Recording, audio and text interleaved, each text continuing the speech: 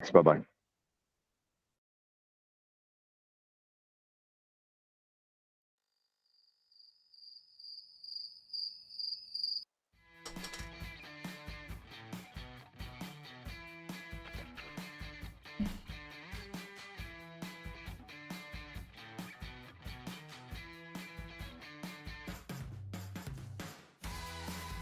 Good morning, good evening, or good afternoon, depending on where and when you're watching this broadcast. I'm Thomas Fessler, my friends, and this is Disclosure Tonight. Happy Friday, August 23rd, 2024, as we come together as friends, well, to go ahead and talk about our friend Lue Elizondo, who is in the middle of a wave of disclosure, a wave of conversations with too many people to count. It's been a great day, I tell you, for anyone who loves Lue Elizondo. Yeah, we had Joe Rogan earlier today. We've got some clips. We had him asking questions, of which I got one answered yesterday. Believe it or not, asking about UAPDA 2.0. It was a fun one, my friends.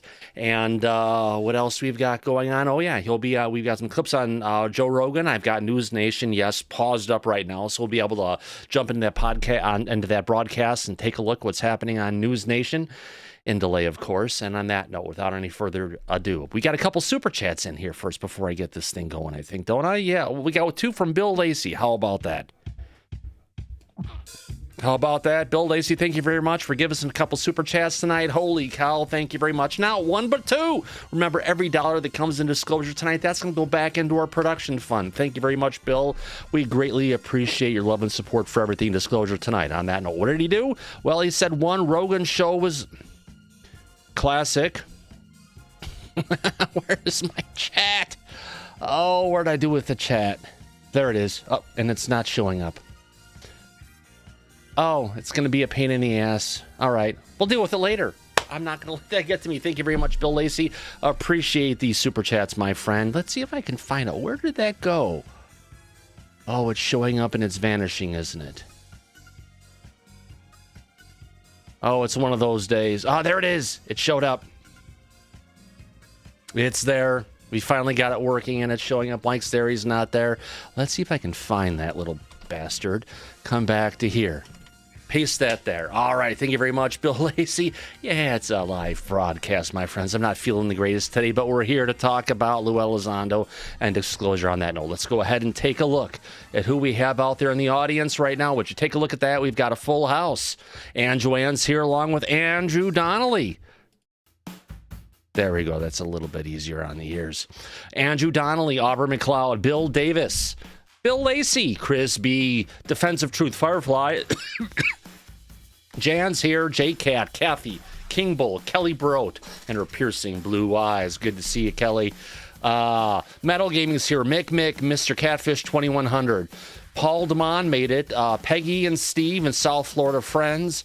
Rick Doty's around, Brian Baker, Samosa, Shelly Montgomery, Sully, the Super Unknown, Terrence Wills, the Chromosome Cowboy. How about that? Remember, folks, if you haven't subscribed yet, do us a favor. Hit that like, hit that subscribe button. Would be great to have you here as a regular subscriber on Disclosure tonight. You were only 25 subscribers away from 8,000 subs. We've been slowly climbing. So if you haven't watched it, be one of the 25, one of the few, one of the proud, one of the subscribers. How about that?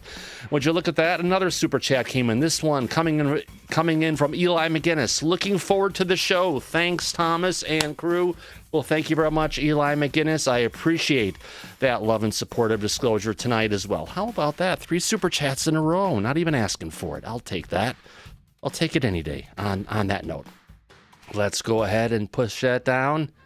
And let's go ahead and welcome in our friends in the back. Well, we've got a full house in the back today. Holy cow, let's see who's here. Well, the first person who's here, let's welcome in Mr. Brian Pemble. How's it going, Brian? Great to be here. Happy Friday, guys. Happy Friday. Well, I didn't even fix that. There we go. Close enough. Great to have you here, my friend. Well, we got Cade Martin. You haven't been here in a while. Cade, welcome back. Hey, how's it going, Thomas? I'm excited for tonight's show. Hope everyone's doing well. Oh, we're doing great. Thank you for coming in tonight, my friend. Also in the back, who else do we have? We've got Mr. Hollywood Harold, also known as Reality Check. How's it going, Harold? It's going pretty good, Thomas. I purposely stayed away from the news today and stuff so I can catch up here tonight. Well, thank you very much, Harold. It's always wonderful to have you here, my friend. Absolutely. Who else do we have out there? Well, we got our remote viewing targeter. Our very own Laura Campbell. How's it going, Laura? It's going great. I'm so glad I'm seeing this disclosure unfolding now. Excellent. I'm glad to see it as well. Well, he is usually not in the back, and he usually doesn't want to be called if he's in the back. So if he wants to be called, you know what I'm talking about. So I'll skip right over Martin. Who else do we have there? Coming in from Auburn, Washington, let's welcome in Dear Nick. How's it going, Nick?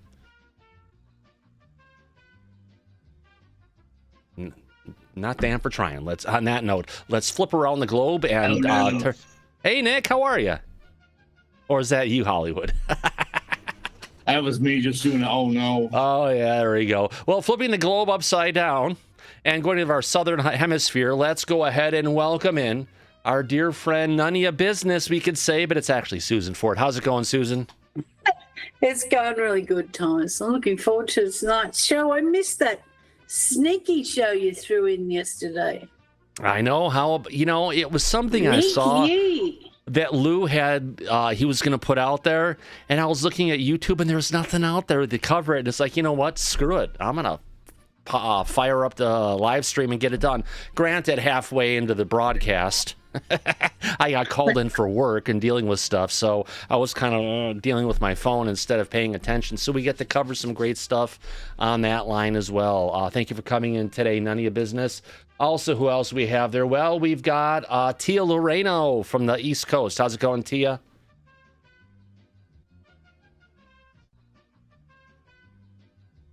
Wow. For the woman who usually has something to say, for once, she doesn't. On that note, let's turn our attention to, we got another super chat coming in. This one coming in from FaZe Will for $9.99. Thank you very much, FaZe Will. We appreciate your ongoing love and support of Disclosure tonight. And on that note, Mike is going to be back, but he's dealing with some family stuff. I am, but I could say hi to everybody when we start the show.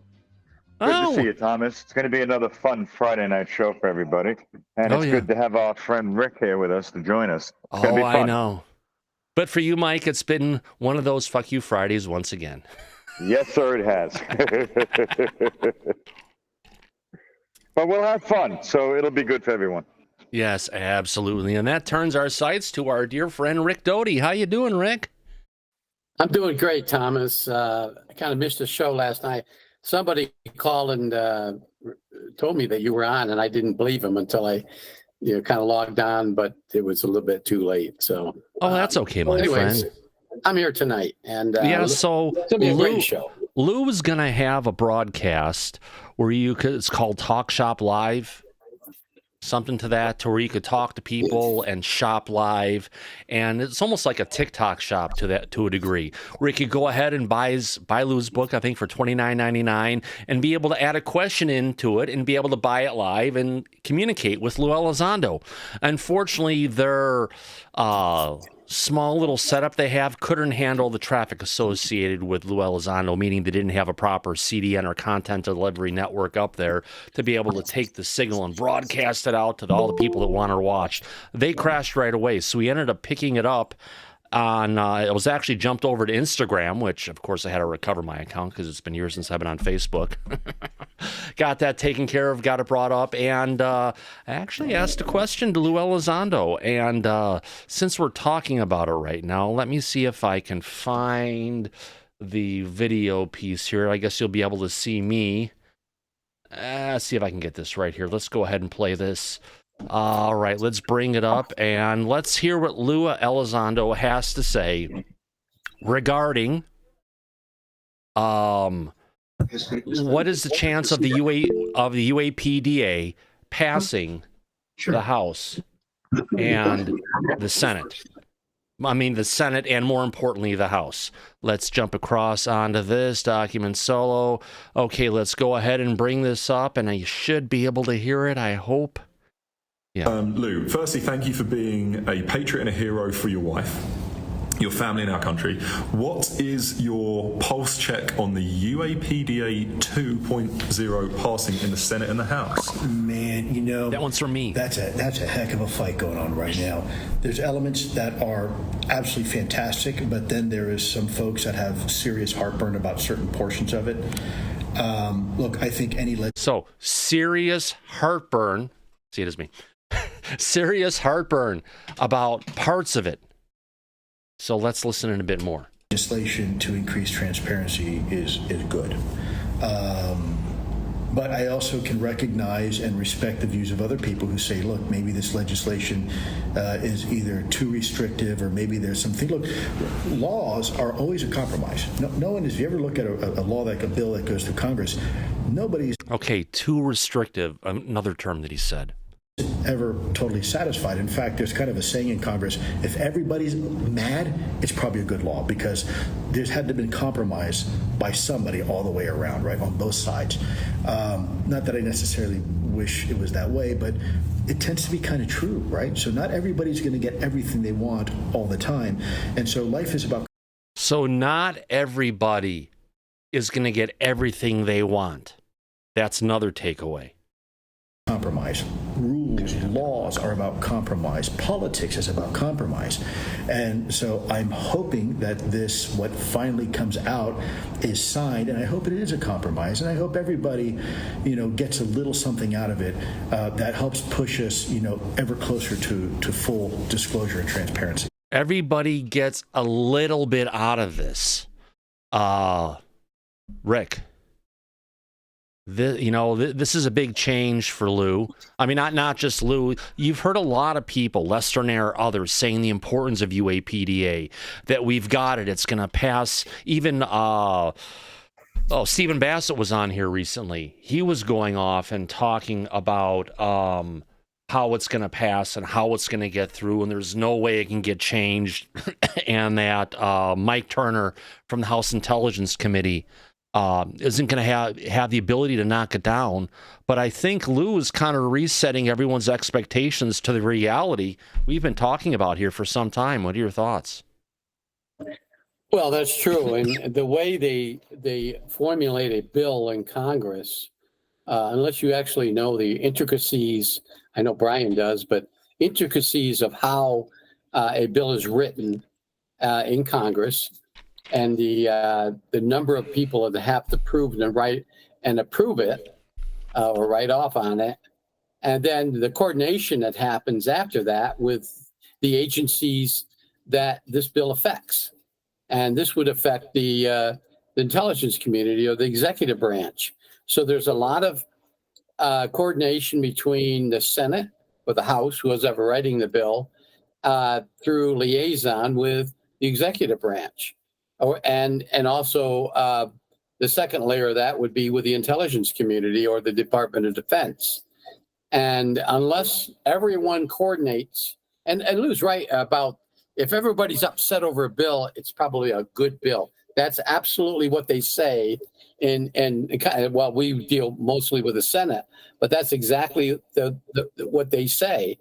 I'm not happy with the bill. I've heard this, but and then you look on the other side of that, and the other person's saying, I'm not happy with this bill because they didn't get everything they wanted, but it's a coordinated effort, and it's a challenge to get that within Congress. So I agree with Lue on that point, and it takes a lot to get one in. And what I'm afraid on this bill. I wish it could be passed so everyone's satisfied, but you're not going to see that. I can guarantee you that this bill is going to be cut. There's sections of it, portions of it, paragraphs that will be stricken because it affects something within the intelligence community or the DARPA contractors. Yeah, basically we're talking about the military-industrial complex on that matter. And those are, you look at who's funding Mike Turner, the head of the intelligence, community, the Select Committee on Intelligence in the House of Representatives. He's got Wright-Patterson Air Force Base in his home district. He's someone who gets a lot of his money from those deep state contractors, or if you just want to call it the military-industrial contractors that are out there.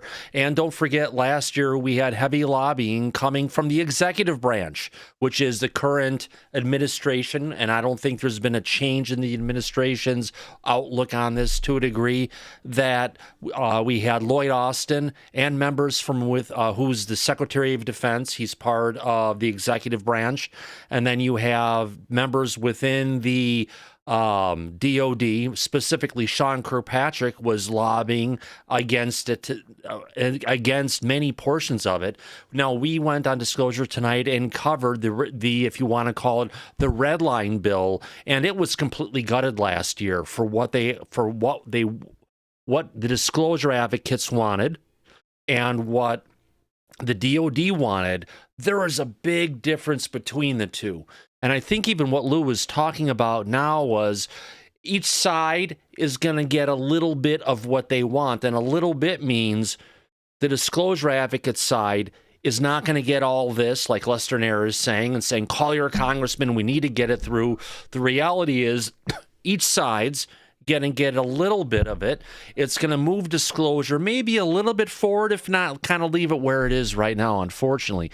We'd love it to go a lot more forward, but it's just hard to deal with an organization like the United States government that's been lying to the American people for well over 78 years on this topic, to all of a sudden change policy and start bringing out the truth. I just wish it was something different. Yeah, I agree with you. I agree with 100% on that. And, we hope that it's a common sense bill that addresses the concerns of us, the people, the public, who wants disclosure. We're not going to get everything we want out of it, but also satisfies the executive branch and the intelligence community. And if that happens, then I think everybody's going to be somewhat happy. I think a lot of people in the public view feel it's a right to know, but reality, it's on a need to know basis, and majority of the public isn't at the area of national security, especially coming from the DOE, that's the Department of Energy, especially coming from the Atomic Energy Act from 1952, I believe, when that was passed. Was it 52 or 54? 54. 54. I always goof up on that. That's my ADD not being on Adderall, I tell you. But either way, I know it's right around that time frame. Either way, it's one of those situations where, we want it to move forward, but Lou said years ago, this isn't going to be a sprint. This is going to be a marathon. But I think we're beyond a marathon. I think we're into a multi-day triathlon kind of a setting here where we're going, yeah. We're kind of, I'd almost say it's almost like a transmedia marathon. Space, air, and water. Yeah, I agree. You look back at, within my lifetime, when I remember this first occurring, of course, if you go back to 1947, that's 77 years ago, that government could have told us the truth about Roswell, and we wouldn't be in a situation today. Just imagine what we would know now today, and if everything was shared with us. I mean, most information. Now, go ahead. Go ahead. I was going to say, talking about Roswell, Lou talked about Roswell in his book again, didn't he? Yeah, he did. He doesn't say. Obviously, he didn't have the same briefing I did. He didn't talk about the live. I think he said two craft crashed and one got away. Yeah. And I didn't hear that. I don't know anything about that one. I know the two crafts that crashed, one in near Corona, New Mexico, and then one out near Plona Peak.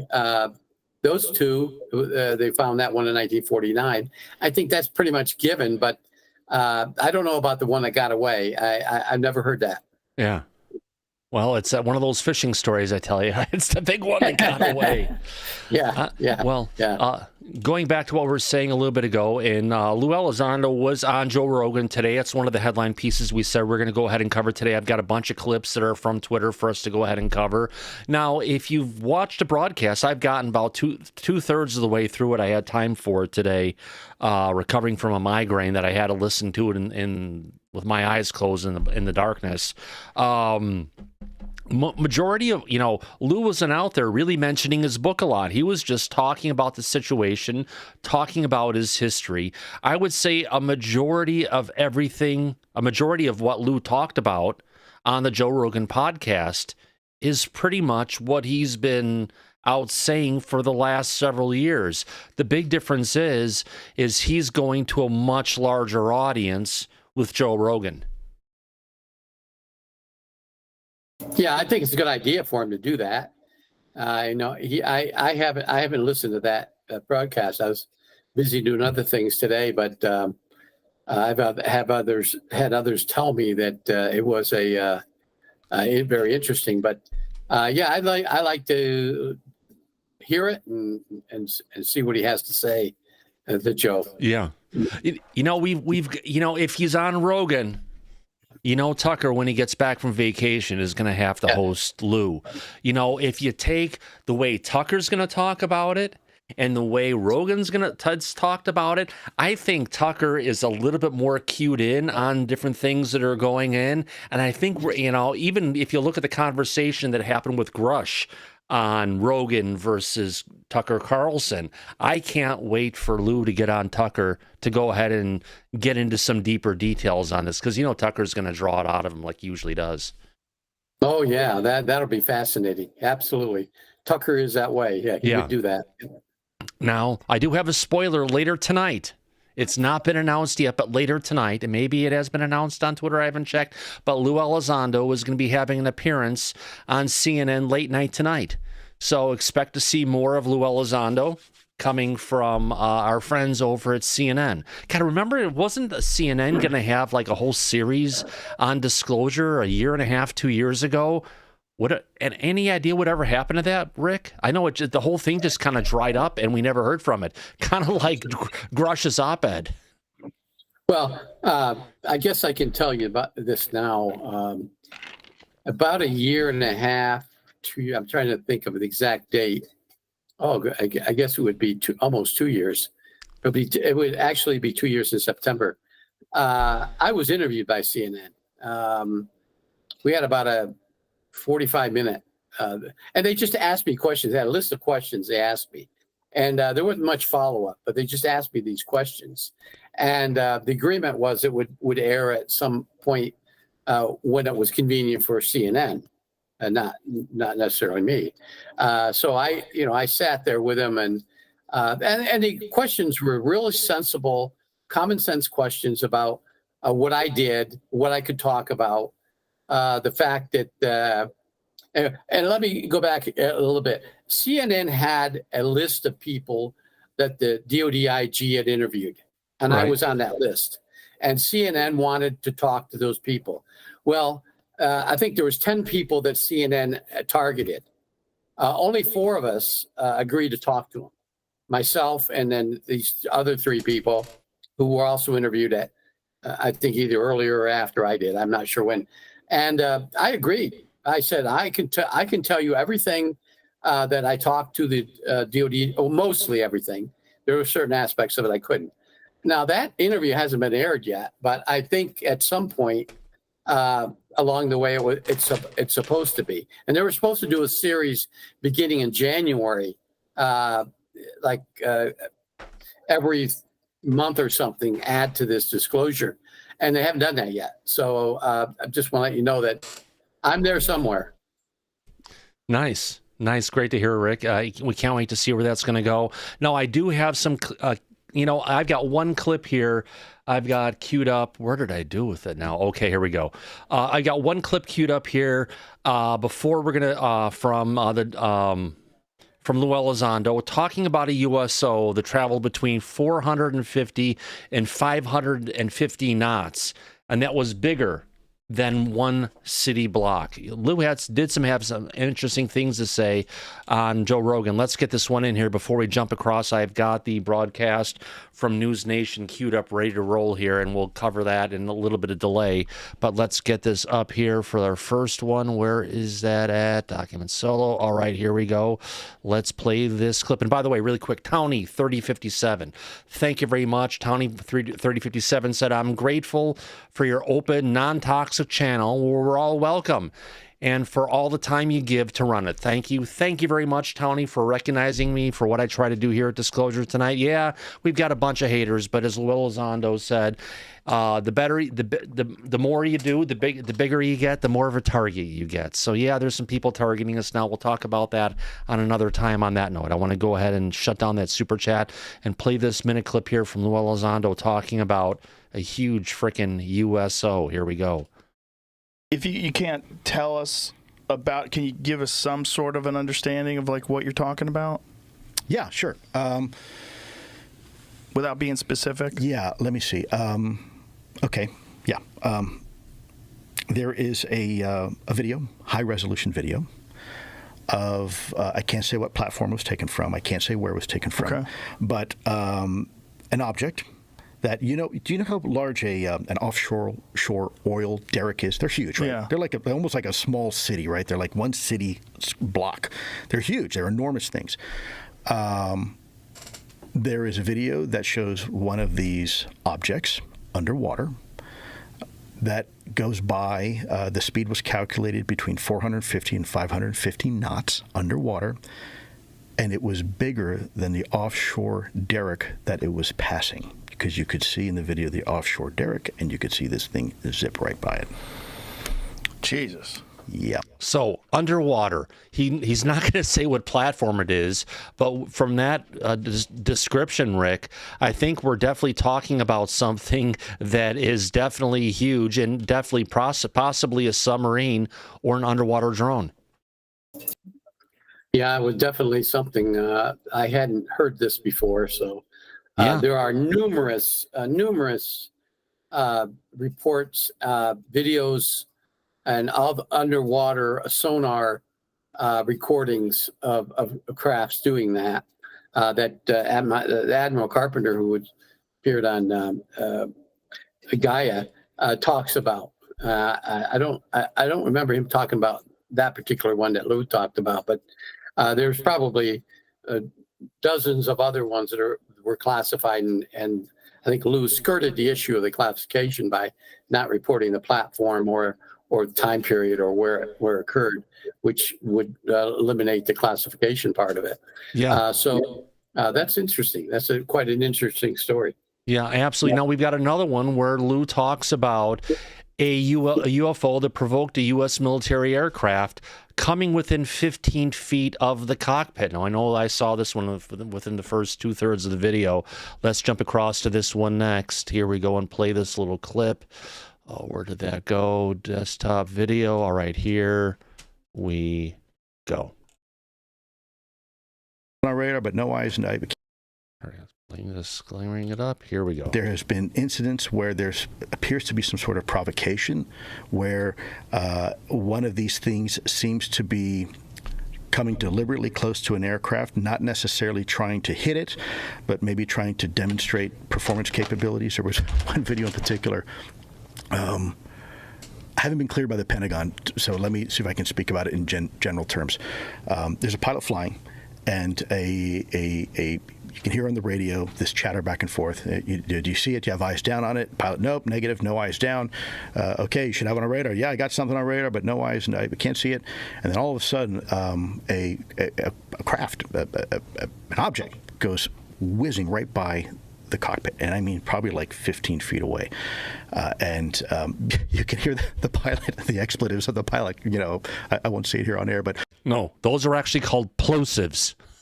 When Lou talks too close to the mic and you hear the poof, poof going on, sorry.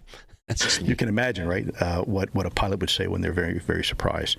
That was one. There's Can you describe what he saw? I think I can. I want to be careful that I don't, because again, I haven't had what I have approval to talk about I've spoken about. Let me preface this by saying I still have my security clearance, and on occasion I still will consult for the U.S. government, and so I want to be very mindful. I have no problem going up all the way to the line. Right, understood. But if I put up, a pinky toe over that line, they're they're going to get me. But it was a wedge-shaped craft. Wedge-shaped. Wedge-shaped, like triangular, but. Yeah, like a wedge. Like I don't know how else to describe it. I could draw it for you if you want. You want me to draw it? Sure, you can. Yeah. So give me a second. So just like a wedge that you would like split wood with, like that kind of a wedge. Yeah, but it was silver metallic, and like a diamond maybe. That's a better way to describe it. Like a diamond almost. And it looked kind of like kind of like that. Really, it's just a little.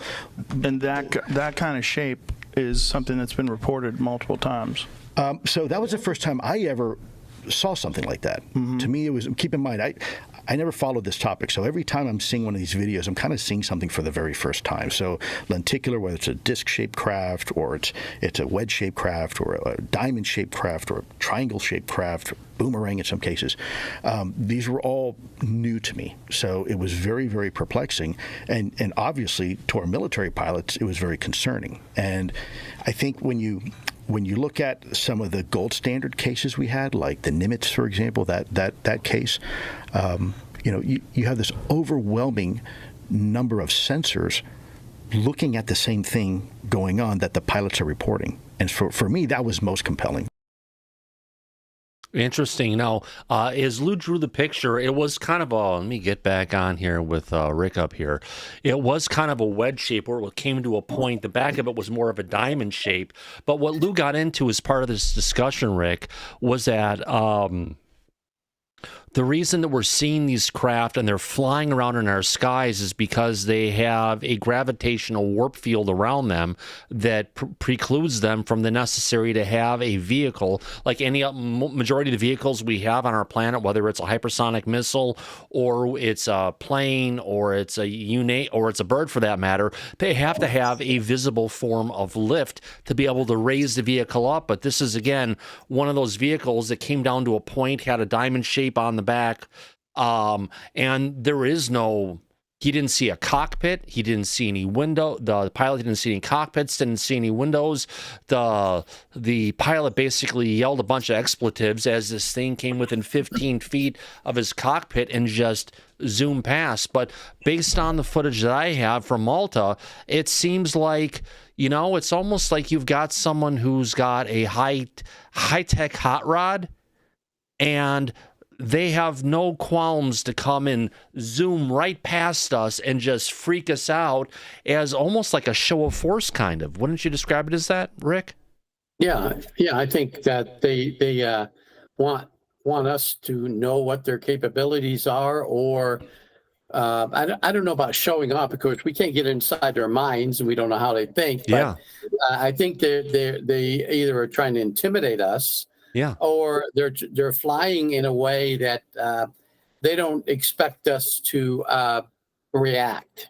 And I think Dr. Putoff talks about this many, many times, that they may be totally unaware of what they could do if their technology comes so close to ours.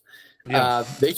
They're more interested in seeing us and examining what we're flying. It's almost like a game of chicken, kind of. Not quite, exactly. but exactly. Yeah, exactly. That's a good way to put it. Yeah, absolutely. Let's see if I've got anything else on this clip here. All right. All right. So Lou talks about that. Lou claims that people have only seen three UFO videos that have been released. He also claims that there is 4K HD, which is 60 frames a second, video reference out there. So let's see. We got a 2-minute clip coming from that same Joe Rogan podcast. Let's go ahead and bring this one up next and see where it takes us. Where is that at? Let's go to video full. Okay, here we go. What was do you remember the first thing that you saw? Boy, there's so many. I think part of the challenge is that most people here in this country, they're familiar with the 3 videos, right, that have been famously released by the Pentagon. The Go Fast, gimbal, FLIR, correct. Right. But those are the least compelling of all the videos that the government has. Those were unclassified, and so those were kind of the low-hanging fruit that could be released to the general public. There's stuff out there that's like 4K ultra high definition, right? So when you see something like that from a certain military platform or a certain military equity or an intelligence collection platform, you have to look at that and say, well, what is that? What the hell is that? And more importantly, that data is being backed up by radar data, right? So you've got electro-optical data like gun camera footage or POD or FLIR video, and then you've got radar data that is actually confirming what the video is picking up, and then you've got eyewitnesses that are also watching it, right? So you've got trained observers, pilots that can recognize the silhouette between an Su-22 and a MiG-25 from 20 miles away and make a split-second decision: is it friend or foe? Do I kill it, or do I let it live? And they're reporting it. So you have now 3 separate, if you will, collection platforms. The human eye being one of them. You've got gun camera footage and you've got radar footage, all describing the same event at the same place at the same time under the same circumstances, right? And so keep in mind, with my background as a former special agent in counterintelligence, if this was in front of a jury, as I've said before, I think we're well beyond reasonable doubt. That is something there. I mean, that is real. That's not an atmospheric aberration. It's not a anomaly. That is something there. It's tangible. So was there an aha moment for you? So there you go. Just more great info coming from Lue Elizondo talking about the situation. Your thoughts on that one, Rick? Yeah, that's fascinating. I think he's doing a good job of skirting the issues of details of sources and methods, and I'm sure he could describe a lot more to it if he wasn't under an NDA. But I haven't. I wish I had seen some of these things that he had seen. I didn't have the opportunities back in my days because we didn't have the technology that they have today inside that cockpit. I mean, I saw some videos. I saw some sonar recordings, but nothing like what they could do, what they could see and capture today on these crafts. Yeah, absolutely. So we've got another clip coming up of talking about Project Blue Book and why the U.S. government debunked and dismissed nearly all UFO cases in the 1950s. It's a good point because we all look back to that period of time, why it was covered up. Let's go ahead and bring this clip up and see where it takes us. Here we go. Wars. Wait. So if we go back to the history of the debunking of it, like the Project Blue Book stuff, J. Allen Hynek, after he had left Project Blue Book, he became a proponent of UFO disclosure during Project Thing, and to come up with some sort of a reason, swamp gas, mass hallucinations, whatever it was, to attribute all these sightings to something that was very easy to explain. Did they ever is there any documentation or any discussion of why they did that, why they chose to debunk everything? Yeah, my understanding is if you have to look at where America was at the time they were doing these investigations. It was at the height of the Cold War, right? And despite what some people think, the Cold War wasn't very cold at all. It was pretty hot. And we had Russia and the United States engaging in these proxy wars. Neither side wanted to let the other side know what we had and what we didn't know, right? So if you have these UAP coming in and out, the last thing... Quick thing, I don't think Lou had the opportunity to plug his book. It's not that he didn't want to. I think it was potentially terms of the agreement with Rogan. He didn't have the opportunity to go ahead and actually push his book. Just to clarify that comment in the chat. The thing you want to do is tell the other side, broadcast, this is what we've learned from it, and more importantly, this is what we don't know about it. Right. And so both sides were keeping this very quiet, but there was an interesting agreement at the classified level, I believe in the late 60s, where there was this relationship with the United States. We were putting up our Northern Tier radar system to detect then Soviet Union ICBMs, and they were doing the same thing, right? Because none of us really trusted each other. But we trusted each other enough to say, look, before you hit that button, if you see something coming over the horizon, before you hit that button and launch, give us a call because it might be a UFO, right? And we've had that level of communication in place for the longest time. Correct, Rick? Yeah, we did. We actually, about 1964, we had the hotline between Moscow and Washington. Yes, absolutely. Okay, we've got about 20 more seconds left. You don't want to start World War III because either side mistakes a UFO for an ICBM. Right. And that's how serious they took the topic. I mean, that's real. That's a real memo that existed between the United States and Russia. So that is an indicator how much both sides took this topic seriously. Jesus. There we go. Interesting conversations again, talking about where we were back in the 50s and where it's at. Let's see if I can find anything else here that I want to bring up.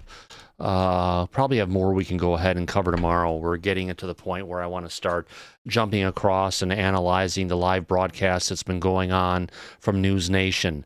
This should be a fun one to comment on, Rick. I've had this broadcast pause. It's an hour broadcast coming live off of News Nation and their news broadcast. We should be able to cover it under fair use, I would think. But either way, we'll have the fair use text up running on the screen as we're playing through it. Let's go ahead and get the desktop video with chat. No, that's not it. Where are we at? Moose, not right. Hold on a second, boy. Let me find this one. Just had it here a second ago. There we go. No, that's with Rick. No. I'll find it in a second. I just had it here a second ago. Desktop document 2. No, we're almost there. Video full guest. All right, here we go. Yes, let me. I've got it flipped horizontal. You know, I shouldn't have to do that. Transform, flip horizontal. Let's bring it back. Let me make it a little bit smaller so we can see what's going on. Let me hide the chat for the time being so everyone can focus on what we've got going on. Let's go ahead and watch the intro and get into this. Here we go, folks. And we will skip through the commercials because I have it paused for that reason. Here we go.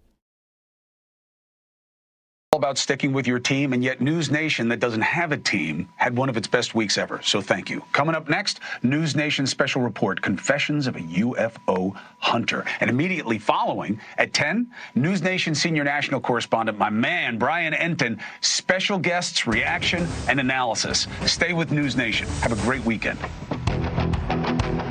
He was a Pentagon insider, a veteran. Hold on, let me pause this for a second. Yeah, we're missing a bit off the top of this picture here. I don't want to lose it completely. Let me shrink it down a bit. We'll lose a bit off the sides. All right, here we go. Let's try it again. Today, he's quite possibly the most important voice in the modern UFO movement. I'm doing nothing more than finishing the job I was given. Lue Elizondo risking his career, his family, and possibly his life to tell the story of what the American government really knows about alien craft. And it's responsive and reactive. Alien life. There's zero information to suggest what they are doing is for benevolent reasons. And the people in the Pentagon trying to hide the truth from you. There are forces, powerful forces, that don't want this story told. And I've go to great lengths to keep it a secret.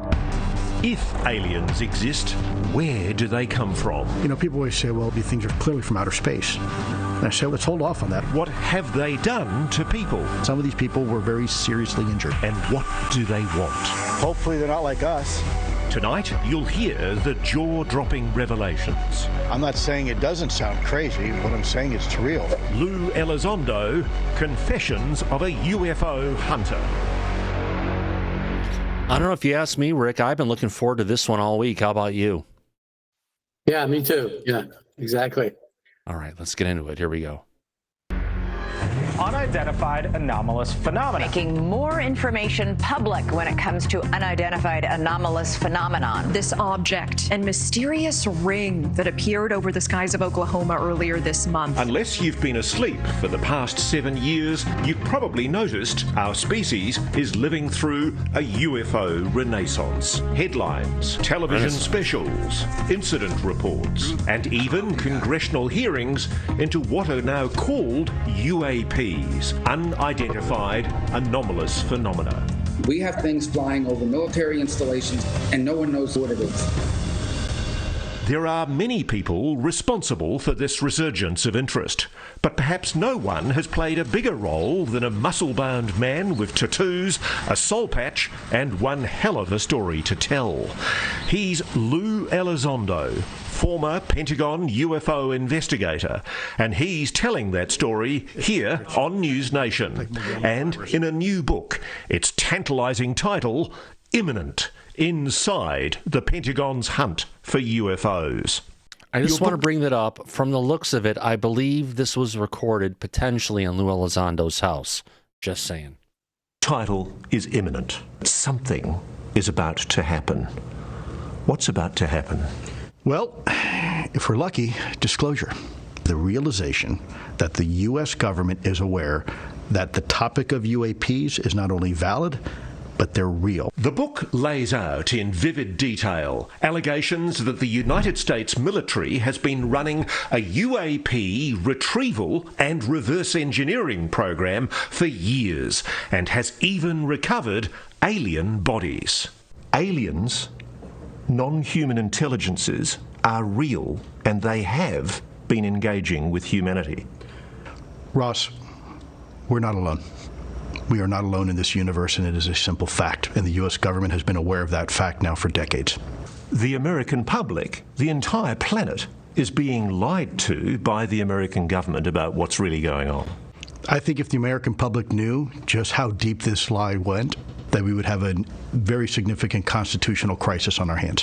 Why should you believe any of this? And who is? And if that's the case, I think we need to bring it out and bring that constitutional crisis to head right now. Rick, your thoughts? Oh, yeah, absolutely. We certainly have the evidence to do that. And we would have to have a forum. But if you brought out everything that the government knows or knew that kept from the public and from Congress, and from our rule makers, and even from the president, there would be a constitutional crisis because although there are certain things that the Department of Defense hides for national security to keep the information away from the Russians or the Chinese, but not necessarily the American people, if it has to do with us in the United States of America. And I think that's where the constitutional crisis would envelop. Well said, my friend. I couldn't agree with you more. Let's continue on. This Elizondo character anyway? Well, it depends on whom you ask. Very hardworking, very diligent, intelligent, and patriotic.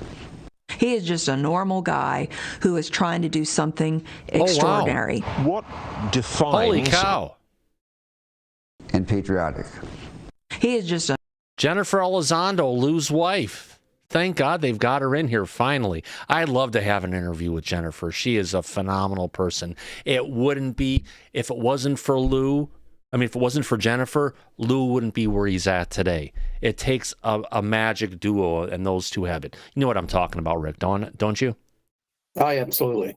Yeah, I agree. She has stood behind Lue thick and thin, from living in a rat-infested aircraft hangar in a travel trailer to where they are now.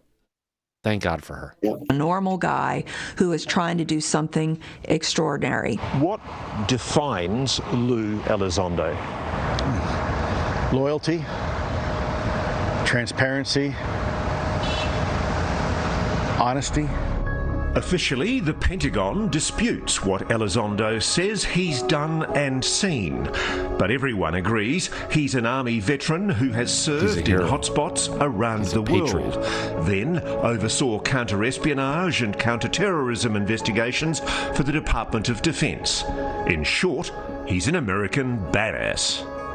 You've been in combat situations, haven't you? You've been in life-threatening situations. I've been in some very unfortunate situations, yeah.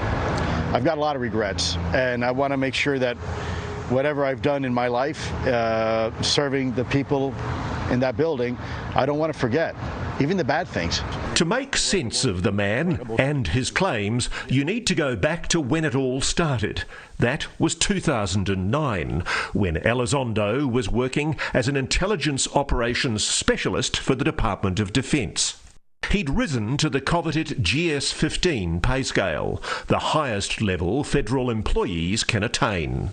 Remember, I was a senior GS-15 at the time, which is, pretty senior. What's more, he'd set up a comfortable life in Kent Island, Maryland, with his wife Jen and their 2 daughters. We had a really nice place to live. This was a great place to raise our kids, and it was just a really laid-back area to grow up, to raise a family, and to live here. You know, this is actually really nice, Rick. This is the first time I've seen Lue and his wife and his family being featured anywhere. Yeah, this is the first time I've seen it. Yeah, it just gives you the warm, fuzzy feeling of we get to see the man behind the curtain of who makes the man the man. Elizondo says it all changed after he met this man, a renowned missile systems expert named Jim Lakatsky. He was running a program called OSAP. He was running a program called OSAP, correct. Which I have to read the acronym. It's the Advanced Aerospace Weapons System Application Program. But you learned soon that what OSAP was investigating was not just advanced weaponry.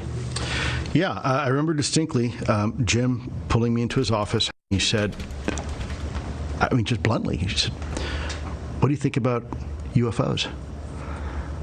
And so I responded truthfully. I said, "I don't." I wasn't interested particularly as a kid into science fiction. I wasn't a big Star Trek fan or Star Wars fan. So I consider myself kind of a gumshoe investigator, old school, just the facts ma'am kind of guy. And he said, "That's fair," but he said, "Make sure that you don't let your analytic bias get the best of you, and you have to remain open-minded." He basically told you UFOs, unidentified anomalous phenomena, UAPs, are real. Yeah, so Jim told me point blank that they were studying and collecting information on UFOs. Elizondo claims he was invited to join a program under the OSAP umbrella called ATIP, the Advanced Aerospace Threat Identification Program. And soon that invitation became an initiation. Oh, it was a bit of like Alice in Wonderland going down the rabbit hole. And it kept getting deeper and deeper. Elizondo says his first real epiphany came during a meeting with a Brazilian Air Force general who'd come to brief them on a series of incidents in a city called Colares. Tell me what was happening. These people, the townspeople, were being plagued by UFOs. In some cases, they were being pursued, and reports of these laser beam type, if you will, emissions were coming down and harming people to the point where the Brazilian government actually deployed doctors and the military to investigate. And then when they arrived, they substantiated. They encountered these UFOs, these UAP as well. But Lou, I know the report of Colares. Officially, according to the Brazilian government, Colares didn't find any evidence at all. Yeah. Well, that was not the case, and it was very clear that it was a very legitimate investigation, and what they found was that these things were coming in and out of the area and harming people.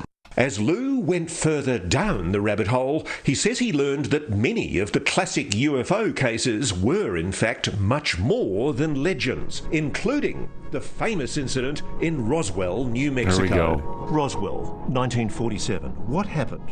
There was a UAP that crashed. In fact, there were 2 UAP that crashed, and one flew away while the other one did not, and it was recovered by the U.S. government. You must appreciate people watching this, hearing you talking about aliens, recovered craft, recovered bodies. It sounds crazy. Well, as I've said before, I'm not saying it doesn't sound crazy. What I'm saying is it's real. Coming up, are alien abductions real? So people have been taken away from their homes and had things planted in them. Is there a connection between aliens and psychic powers? This is real morphology occurring in the human brain. And what happened when Lue started bringing his work home with him? I had no idea what the hell I was getting myself into. Stay with us. Wow, wow, wow. What are your thoughts so far on this, Rick? Holy cow, it's been a great broadcast. Well, I don't want to sound egotistical, but a lot of what he says I've said for years, not just me, but many others. Yeah, of course. I've said for many years. And the conversation I had with Lou long time ago, the very first conversation, we talked about that. And he said, I know you probably know a lot more than I do because you were involved back in the 70s and 80s. And it was kind of the Wild West days back in those days. It's not like today. And I said, yeah, I got out in 88 and I wasn't involved in anything after that. And except for when I worked for Dr. Puthoff. And then we started talking in great length about Dr. Puthoff, because in his book, he has several chapters devoted to Dr. Puthoff and his research. And so I agreed with him on that stuff. But people ask me, compare yourself with him. There's no comparison. I wasn't in combat. I didn't do the things that he did. He was, in fact, he saw a lot of combat, and it's just not him saying it. There's many other people that came out and forth. There's two guys in our group that worked with Lou back in Afghanistan and can say that, yeah, in fact, he was in combat. He saw a lot of action. So, and I didn't have any of that stuff. I was just an intelligence officer like he was later, and I investigated this stuff. So, we weren't the same. It wasn't the same era. Things were different. Protections and intelligence gathering techniques were a lot different back then than they are when he was in and today. So that's what I have to say. But there's so many things that he says and Grush says and even Mellon says that I've said and for many years. And I like to hear that because it strengthens what I've been saying. And I get emails now. People read the book and say, "Hey, Doty, he's talking about stuff that you said." And I said, "Well, yeah." And so that just verifies the fact that what I'm saying, what I said when I said it, or I said it on Gaia or wherever, was in fact truthful.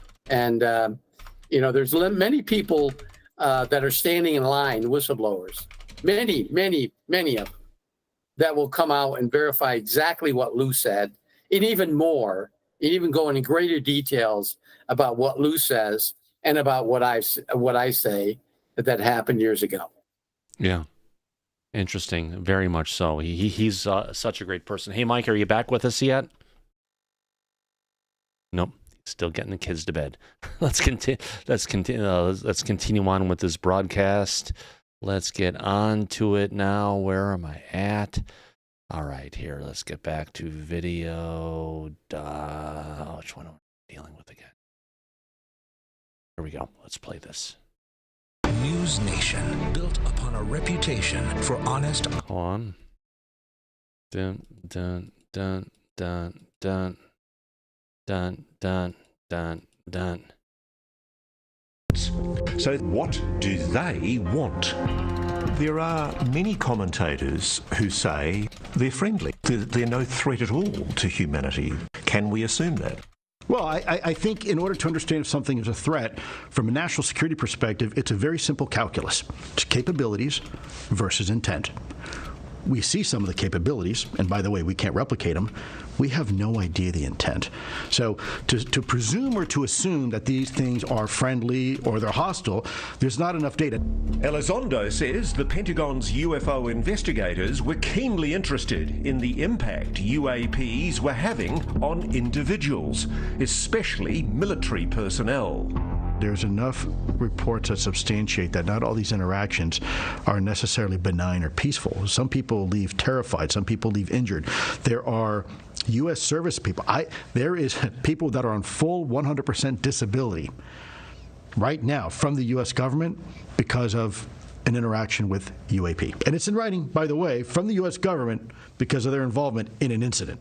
Indeed, the Veterans Administration has granted full medical disability benefits to this man, Airman John Burroughs, for injuries to his heart and eyes he claims he suffered during the famous 1980 UAP incident in Rendlesham Forest, England.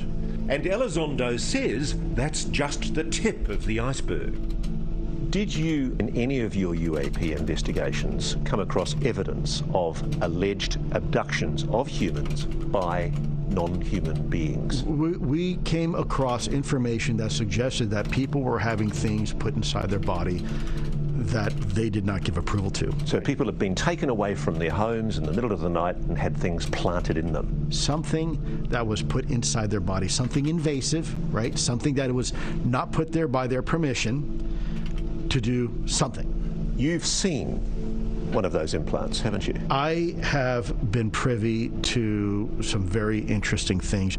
This photo, he says, shows one of those interesting things. It's allegedly a biological sample removed from a US service member and submitted for analysis. This is possibly an alien implant. Well, if you look, there's actually a piece of the chip sticking out and what appears to be these fibers that were moving on their own.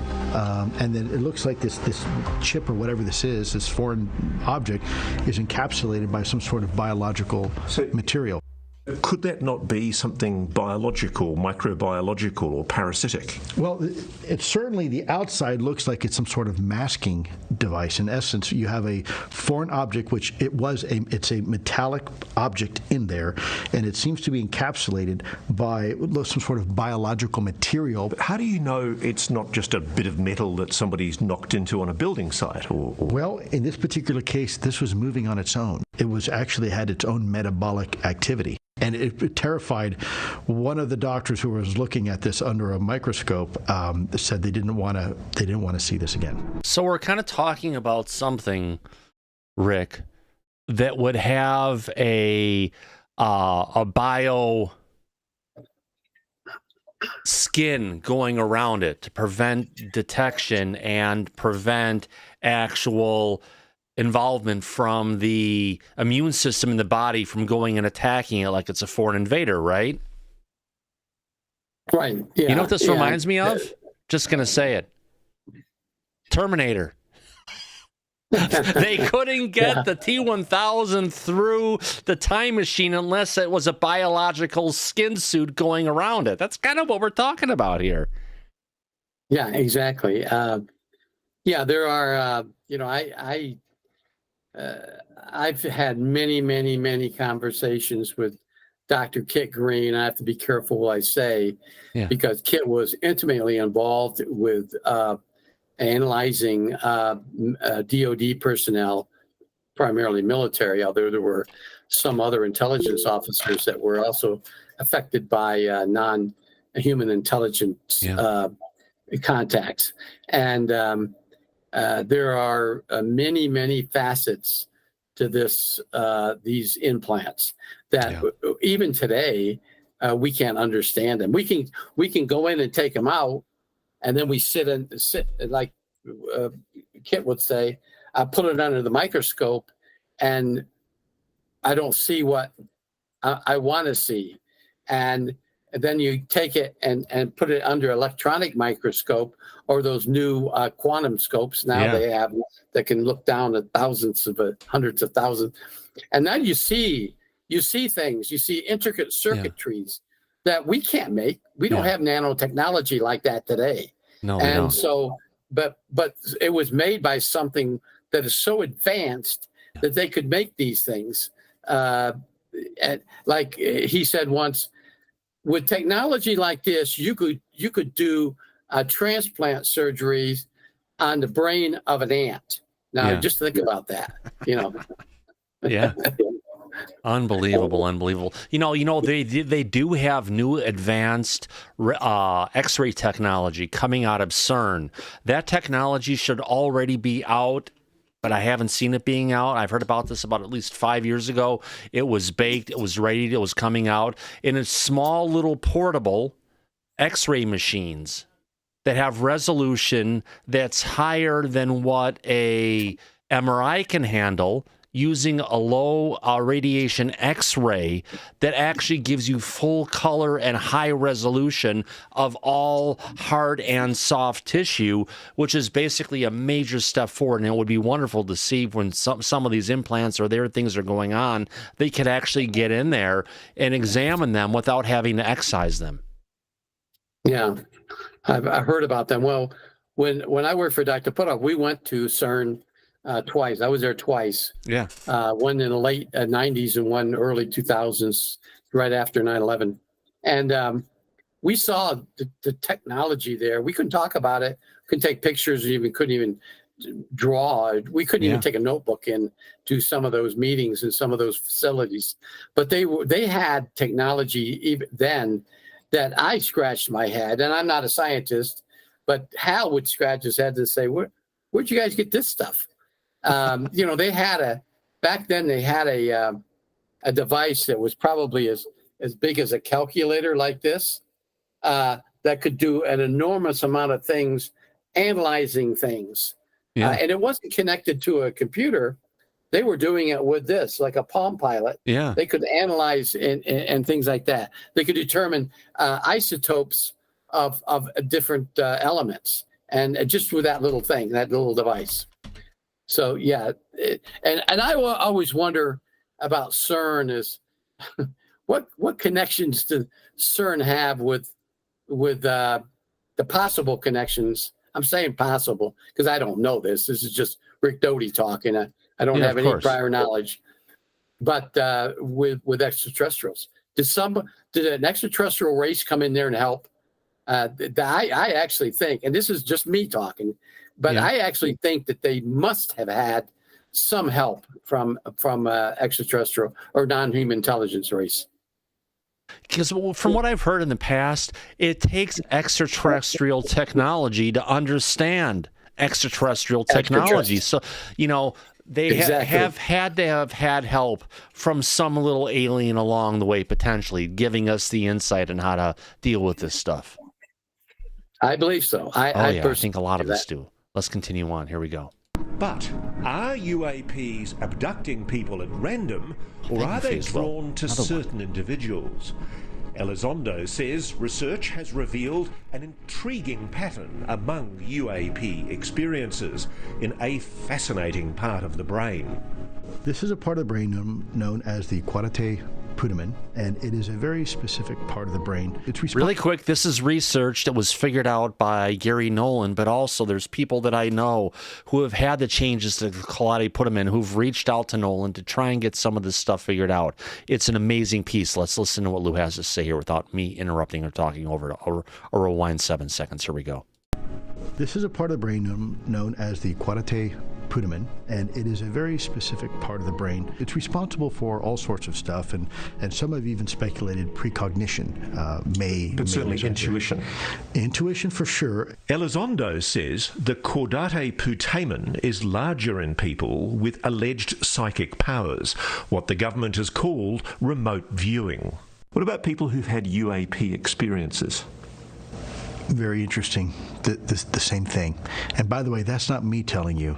These are medical doctors and scientists. Stanford immunologist Dr. Gary Nolan has been researching this topic, and while his conclusions are not definitive, there are two working theories. One, that people with naturally large caudate putamen might attract UAPs like an antenna. Another, that UAP encounters with normal people cause that same part of the brain to get bigger. And there's a lot of information to substantiate that this is real morphology occurring in the human brain. Elizondo argues that people with enhanced caudate putamen might have a talent both for remote viewing and communicating with UAPs. And that's important because it's an established fact that the Pentagon has had an interest in remote viewing for military purposes. In the vernacular, they used to call it psychic espionage. There was a program in the U.S. government, it's called Stargate. They were taking young soldiers and civilians, and they were training them to conduct espionage behind enemy lines. And the term was called remote viewing. A lot of people that were in the remote viewing program had MRIs done of their brains, and a vast majority have that specific morphology. Do I think it's extraordinary? Now, one additional thing, besides the changes to the Claude Punaman, they've also found that the immune system acts like a record to go ahead and also track exposures to the non-human intelligence. Would mean when I was about 5 years old and a lot of the stuff popped up and my immune system completely started backfiring against me, and I've had all bunches of issues going through my entire life. It's all tied back to exposures to the non-human intelligence and the technologies they have that either deal with what they're doing inside their craft or the crafts themselves. Let's continue. No, it may be a vestigial capability that humans had for a long time. But does it work? Oh, it absolutely works. It absolutely works. You see, remote viewing has been discredited. The CIA determined that it doesn't work. Oh, bullshit. CIA says it doesn't work. There are so many cases of where it works, of where it's been defined that it actually works, of different points where they did remote viewing of things and they found out the exact facts of what was going on. Like when they found a crashed Russian fighter that crashed in the Congo, I believe it was. And they used remote viewing to go ahead and pinpoint exactly where that craft was. And when they got there to go examine it, the natives from the area actually came out and said, yes, it's here. Let's take you right to it. So there are documented cases after documented cases after documented cases. Russell Targ from Stanford Research Institute. If you want to hear about remote viewing, go listen to the band TED Talk starring Russell Targ. You know what I mean, Rick? Yeah, and the Pentagon didn't say that. Russ is wrong. That's not what they say. They say that remote viewing isn't 100% accurate, which it isn't. Remote viewing is only about 60 to 65%.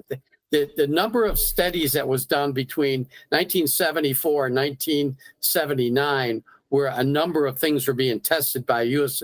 intelligence operatives operating behind the line, didn't pan out. They just showed that the intelligence, the remote viewers, might be able to get this close to where they wanted to go. But depending on the remote viewer and who's doing it, there's different levels of skills and talents and what they can bring forward. And some of the top ones like Ingo Swann, etc., they were at the top of their game, and what they found was just undeniable. Right, and there was a brigadier general, Army brigadier general, that was captured by an Italian terrorist group in Italy in 1980, 79, 1980. A remote viewer, and it wasn't one of the well-known ones. It was another one. There was actually two of them, a male and female, working together, pinpointed exactly where that brigadier general was. And an Italian commando team, along with some Delta Force guys, went in and freed him. And they directed them exactly where this guy was. Now, the only thing that they didn't know was when they got into the room where he was within that room. But once they got in the room and neutralized the terrorists, right, the brigadier general was locked in a closet someplace. So yeah, it's not 100%. They got him to the building, they got him to the facility, they got him to the room, but not necessarily to the closet, which is still like right. Exactly. And that's what the Pentagon wants. They want everything to be 100%. Now, this new TPA stuff, as I understand, still isn't 100%. That's probably 80 to 90%. Maybe. But it also depends on the remote viewer who's doing this stuff. Exactly. You're talking about 70 to 80 or 60 to 80% overall, which means there's people who are higher in the bell curve and people who are lower. Right. Yeah. All right. I agree. Let's continue on. You enjoying this broadcast from News Nation we're covering tonight, Rick? Oh, absolutely. Yeah, absolutely. One of the benefits of having a cable TV network tuner on my network, and leveraging it on the Mac at least. So let's continue on. Great. Here we go. Great job. That's a UFO. Sure. You're saying it does work? It absolutely. Hold on, we're getting noise. That's not from me. Is it from me? Hold on, I've got something else that started playing in the background. And I have to figure out where it's coming from. Oh, wonderful. Hold on. I don't think that's in the back, is it? Yeah, that's for me. Hold on, we'll figure out where this is coming from. Oh, wonderful. Oh, boy. Let me quit out. No, I can't quit out of Chrome because that'll kill the back chat. I'll find it. I'll find it. Give me a second, folks. YouTube does this to me sometimes. Oh, my goodness. Let me just quiet that down. No, it's going to come in from there. Let me get in from their window. No. Now quiet it. No. There it goes again. It's a UFO. Not in the chat. It's got to be from somewhere. Nope. Nope. Nope. Nope. Nope. Nope. We got that there. Close that down. Where is it coming from?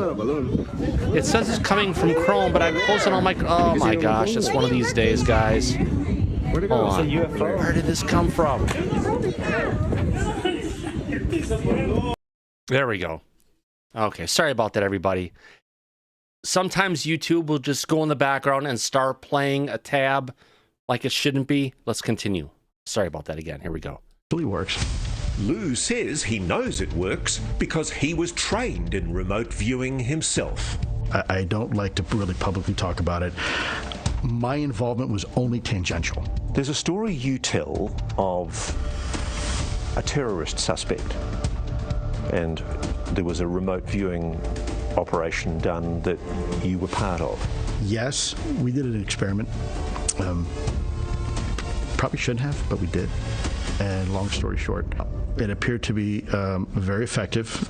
That alleged capability for remote viewing and its potential connection to non-human intelligence may sound like a gift. But Lue says it was also, at least partially, a curse. He says that's because after years of studying UAP encounters, he began experiencing what's known in UAP circles as the hitchhiker effect. UAPs were appearing at his home, perhaps because he was attracting them. What started happening? Oh, it's more like you get involved with this stuff. When you get involved with this stuff, you get a connection to it. And that connection follows you like an invisible consciousness piano string wherever you get. And as you go places and other things, that connection cannot be severed. Where would I start? Well, we would have these weird glowing balls of light in the house. They were green, they were small, they were diffuse, kind of like a little neon ball, and it really caused some disruption for my kids and my wife. What were you seeing? I would routinely see orbs. What do you mean by orbs? Oh, wow. Small, little, spherical, green. Wow, wow, wow. We've got Jennifer talking about this. Let me get rid of this super chat. Sorry. We got a super chat. We're coming in right now. We'll get that covered from Rick shortly. Let's continue on. Mike, if you want to mute yourself, thanks for coming back. Let's continue on. We actually have Jennifer here talking about this, Mike. She's been in. That's why I came in. Look, she's I've been to see. I've been amazing. Yeah, let's hear Jennifer talking about. It's not just Lue Elizondo seeing these things, but it's his wife Jennifer. Let's hear what she has to say about it. Absolutely. What do you mean by orbs? Small, little, spherical, green, lightish green type of color, and I'd be just walking down the hall, and I would just stop, and it would just continue to go right through the wall. So we're talking about the hitchhiker effect. Something had followed Lue home from work. Or by his very nature, yes. How did he explain things? Was he able to talk about what was going on? Not well. I can imagine you were pretty angry. I was very upset. The house had been turned upside down. Yes, wow. it's so. He had this stuff going on in the house, Mike, and he couldn't even talk about it with his wife. But she saw it too, and in the book he mentioned his neighbors were experiencing the same thing, if you remember.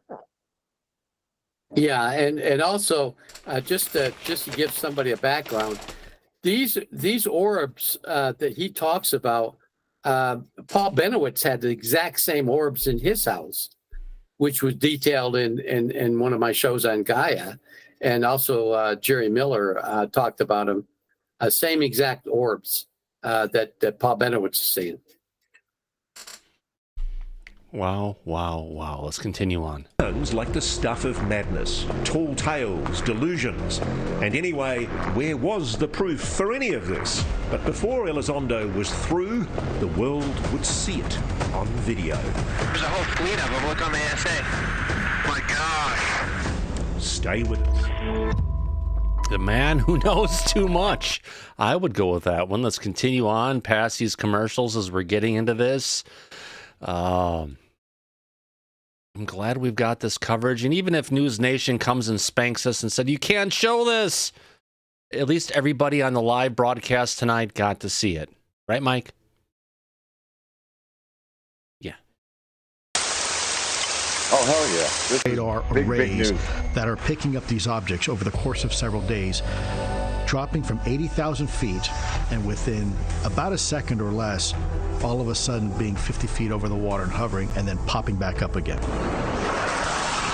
So they vector the two F-18 aircraft, and they go to look at this thing.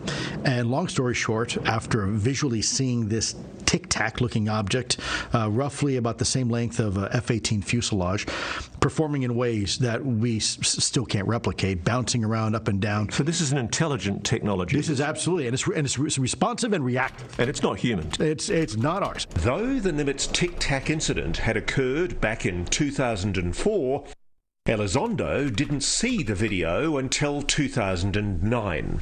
And then in 2015, it happened again. Naval aviators attached to the USS Roosevelt recorded these two other videos during exercises off the coast of Florida.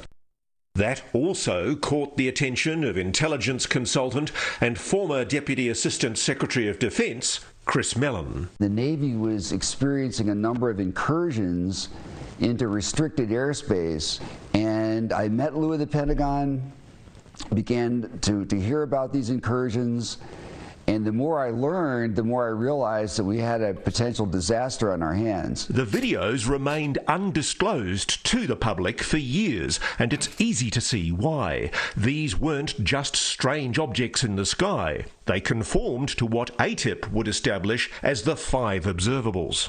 My gosh. So the 5 observables include instantaneous acceleration, hypersonic velocity, low observability, trans-medium travel, and anti-gravity. In essence, the ability to defy Earth's natural gravitational force without the... So the videos we have from Malta give you 4 of the 5 observables, just saying. Associated technology or means to do it. The government has said that for the record. This is not our technology. You know, people always say, well, you know, these things are clearly from outer space. And I say, well, you know, let's hold off on that. I often tell people, look, they can be from outer space, inner space, or frankly, the space in between. There's a whole reality around us. There's life in the bottom of the ocean that live and thrive, and they survive off chemosynthesis, not the sun. And then we have life that's, you know, deep down in the Arctic ice that's thriving, and even on the ISS space station. What do you find, though, the most plausible explanation for the intelligence that we're witnessing? I mean, these things could be just as natural as we are. They could be from the oceans. We don't know. Elizondo says ATIP also identified another pattern. In several instances, UAPs have allegedly appeared near American nuclear facilities or weapons systems. Both the Nimitz and the Roosevelt are nuclear-powered. We do know that there is a very significant interest that UAP have towards our nuclear technology. A daunting thought, to be sure. But Elizondo says ATIP also developed a hypothesis that the UAPs might have an Achilles heel, a vulnerability that the American military can exploit. Electromagnetic pulses of some kind could bring down these craft. Yeah, the general consensus was that these vehicles, the propulsion units, are susceptible to electromagnetic pulse, meaning they are using a technology that the electromagnetism, if they were to encounter a certain frequency of electromagnetism, would interfere with their ability to fly and maneuver.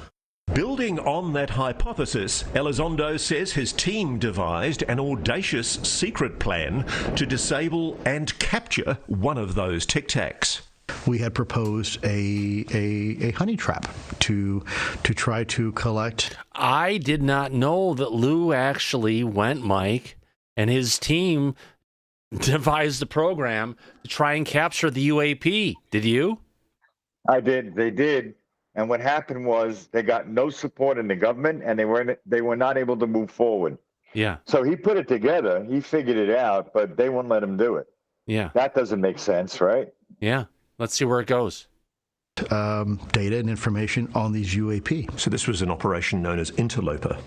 That is correct. So you have a nuclear-powered carrier with other nuclear-powered vessels, potentially nuclear-powered submarines, which also may have potentially nuclear weapons. So the idea is to create a nuclear footprint that is so irresistible to these things, we would create a trap, and then that trap would be sprung. But Operation Interloper never made it past the planning phase. Interloper was stymied, wasn't it? It was scrapped. It was scrapped. It was a pretty good idea. And it was approved by a lot of people and a lot of agencies. And yet, when it finally got to the top, it was stopped. It was blocked. It's almost like somebody perhaps already knew the answer. Or didn't want us having the answer. Elizondo says the shelving of Operation Interloper was just one of several puzzling and frustrating setbacks to ATIP's mission. And eventually he came to believe it was more than just bureaucratic inefficiency.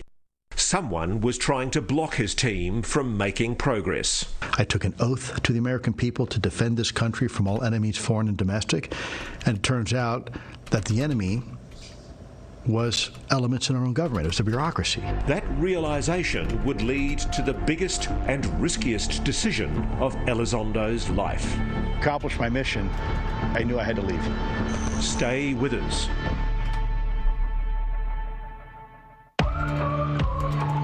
All right, let's get past that. Blah, blah, blah, blah. Don't want to get past that. Let's get past that. There we go. Ram.leaf fitter. All right. Here we go. No one has come forward with those specifics. Not even famed military intelligence officer turned UFO whistleblower David Grush, who went public on News Nation last year. Those details were not approved for me to talk about. But now, Lue Elizondo is going there. There comes a point in your book where you name names.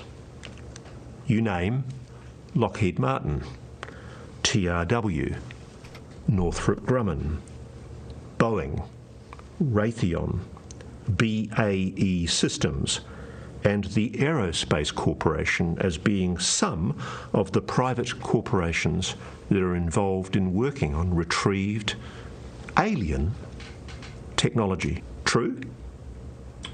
It is true that it is in my book. Yep. You also reveal how some non-human alien biosamples are now being kept at Fort Detrick in Maryland, or with the FDA, and that they've been moved around so many times their origins have likely been forgotten.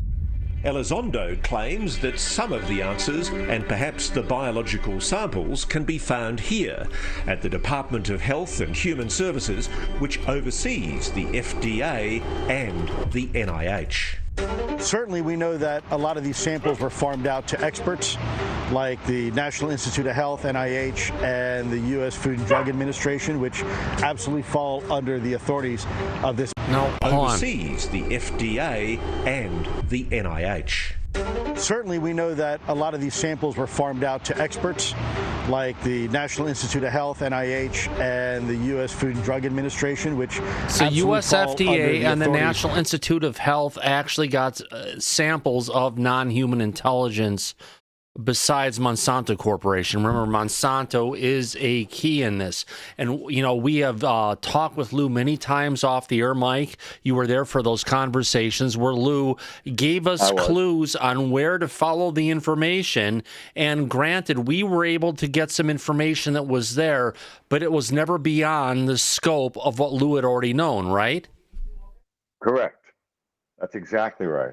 Right. While we had some people who were part of the show in the past and they were trying to think they figured it all out. No, they didn't figure it all out. They were able to follow the breadcrumbs along the way to figure out the answer, irrespective of the divorce and alcoholism they were going through.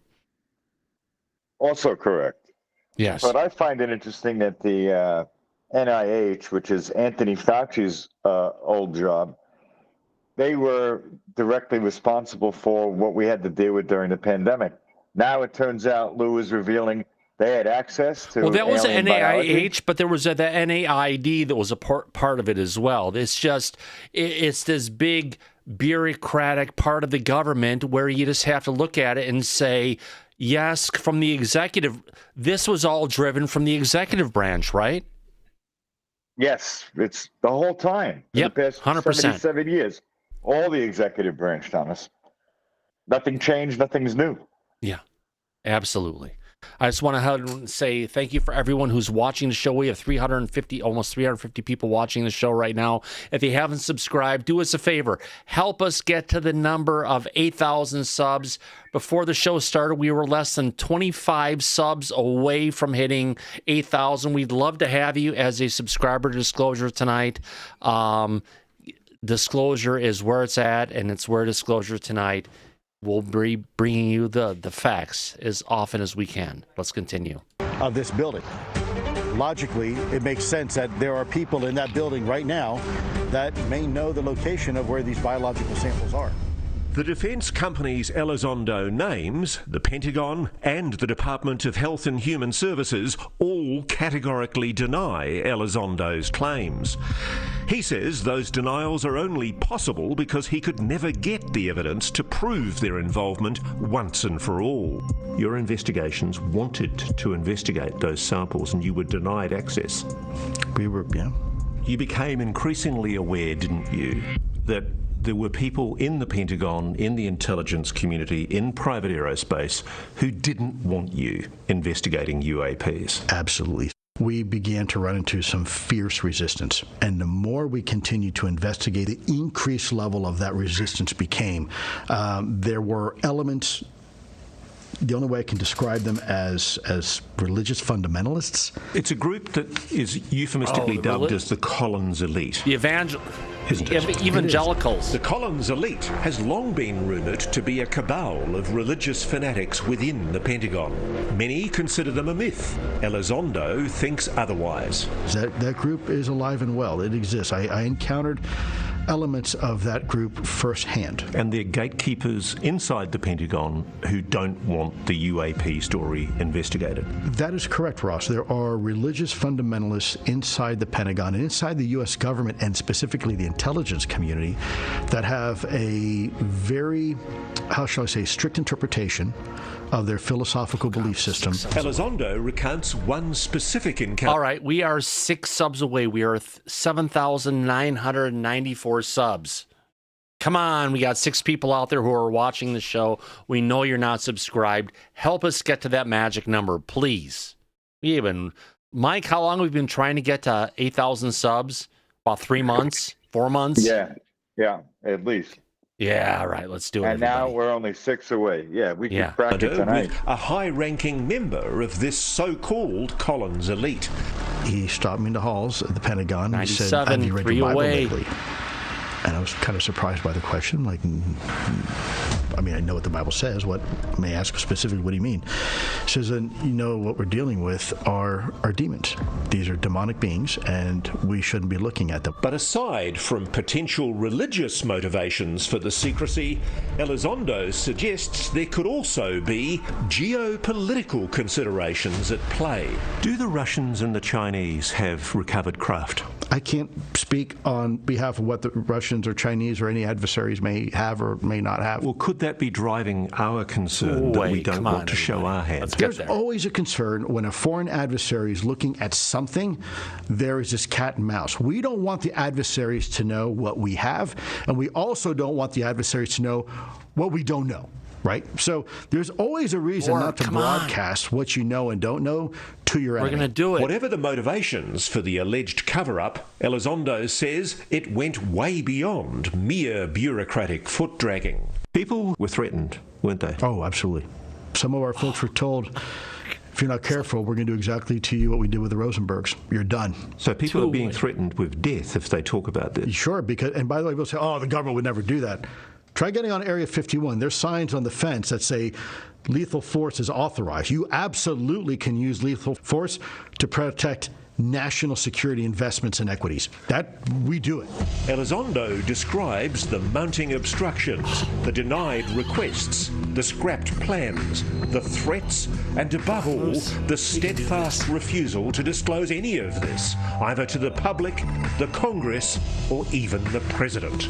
By early 2017, it had all become too much. Folks. So there came a time during your work with ATEP where you just decided, 8,000 subs, we made it, Mike. Blocked. I'm getting stymied. What Jennifer, did you decide Mike, to do? we made it. I went public. I resigned. Congratulations. How hard Thank was it you, for you sir. to write We went this down.